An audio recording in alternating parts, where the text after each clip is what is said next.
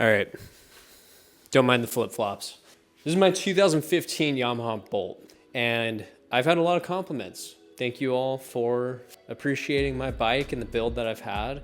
I've had this bike for about 7 years now. So it's a 10-year-old bike. I'm the third owner, and there's definitely some modifications that I put into this to give it the club style look. I wanted to make a comprehensive video walking through each modification that I did to this bike to give it this look. If it inspires anything out of you to change something about your bike or make it more of your own, cool. That's the goal of it. So let's get into this.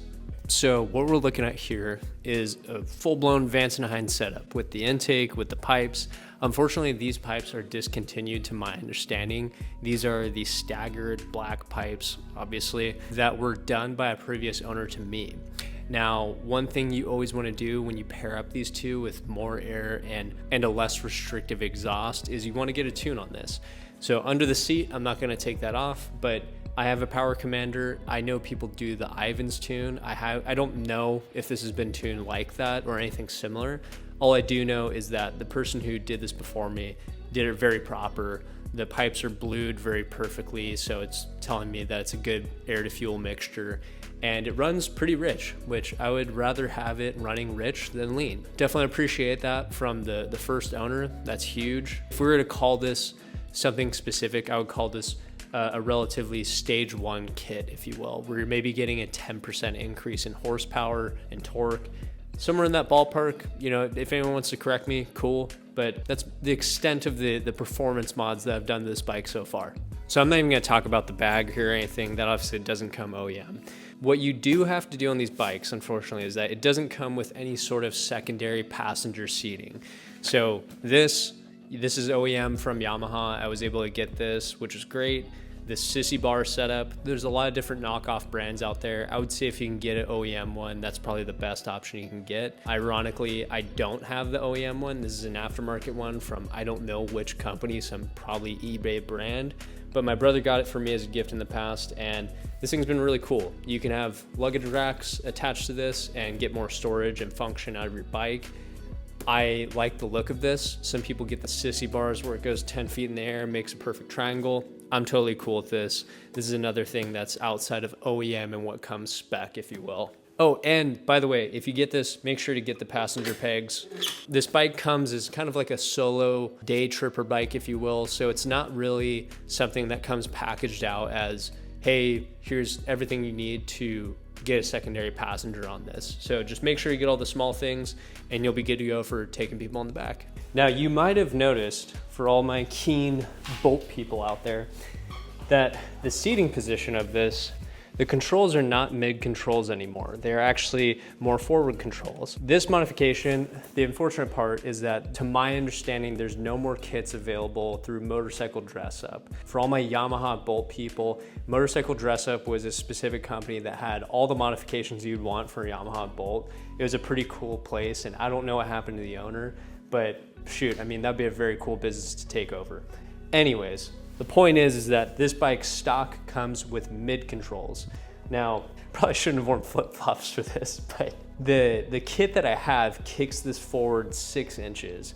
And there hasn't really been too much downside to doing this. I think the only thing that might be a little annoying is that it's very hard to relocate your rear brake on the right side. So I kind of have to arch my foot forward more to hit the rear brake. But outside of that, the forward control kit, I really like the fit and feel of it. I'm not a super tall guy, I'm 5'9", but having it a little bit forward instead of right underneath me, I do like that a bit more. So the forward control kit was awesome for me, and I really do like it.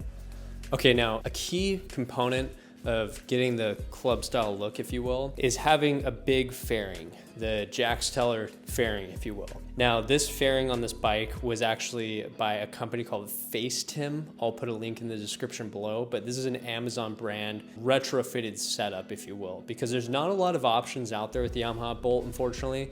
Their aftermarket isn't bad, but it's definitely not spectacular compared to something like the Harley equivalent with the Sportster or something like that. So retrofitting this, I have a whole video on that if you'd like to check it out. This was a really cool $120-ish project, and I love the function of it, and and I love the look of it. It's really a 2-for-1 because when I'm on the highway, I could literally put my visor up, no sunglasses, and the wind's not killing me or anything like that. Sometimes I even forget to put my visor down on my helmet because it's so comfortable having this cut through the wind as I'm going on longer rides. And when I go up from Orange County to San Diego, which is about a 90-mile ride, it's not bad. It's really nice. Having a fairing, whether you like the look or not, is super useful. And if you do like the look, I highly recommend getting one for that exact reason.